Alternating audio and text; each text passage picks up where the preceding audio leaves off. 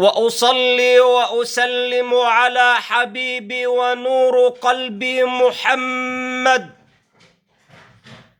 طب القلوب ودوائها وعافية الأبدان وشفائها ونور الأبصار وضيائها. صلى الله عليك يا علم الهدى، ما هبت النسائم وما ناحت على الأيك الحمائم. أيها الأخوة الأحباب، سيدور حديثي مع حضراتكم اليوم عن الموت. يقول الله سبحانه وتعالى في محكم آياته وهو أصدق القائلين: كل نفس ذائقة الموت وإنما توفون أجوركم يوم القيامة، فمن زحزح عن النار وأدخل الجنة فقد فاز، وما الحياة الدنيا إلا متاع الغرور. متاع الغرور. وانظر لمن ملك الدنيا بأكملها، هل راح منها بغير القطن والكفن؟ وانظر لمن ملك الدنيا بأكملها، هل راح منها بغير القطن والكفن؟ إن الموت قادم لا محالة، قل يتوفاكم ملك الموت الذي وكل بكم.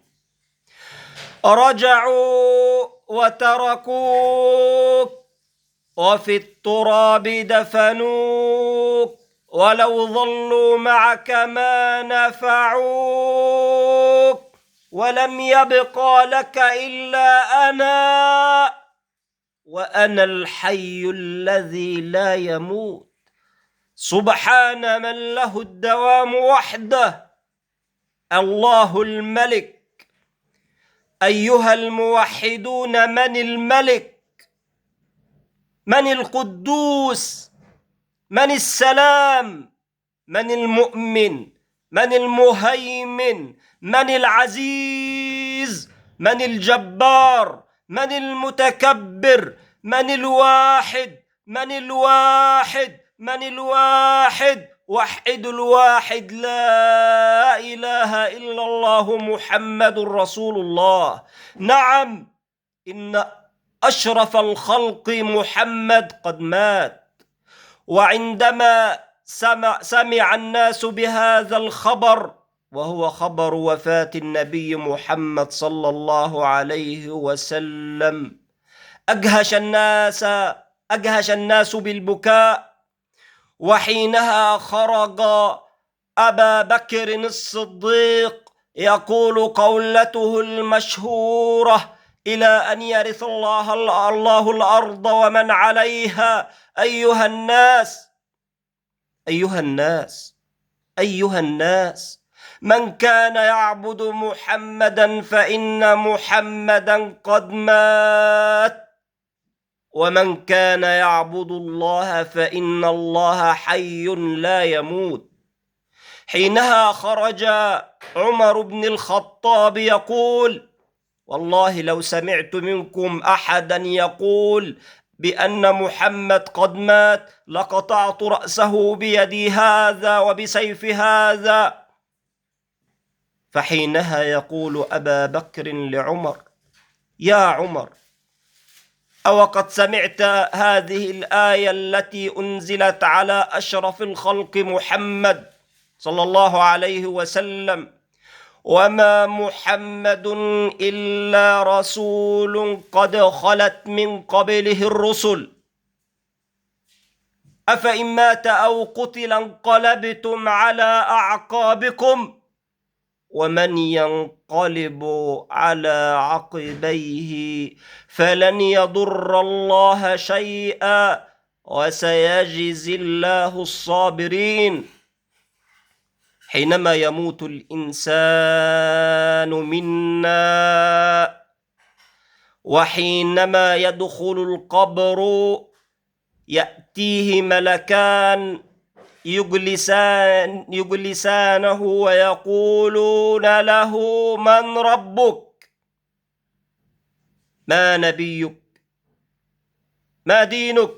فيقول المؤمن الموحد بالله: ربي الله، ربي الله وديني الإسلام، والرجل أو النبي الذي بعث فينا هو محمد رسول الله. الموت هو حقيقة كبرى لا يستطيع أي منا سواء كان مسلم أو كافر أن ينكر هذه الحقيقة الواضحة، وأن الموت هو الحقيقة الكبرى.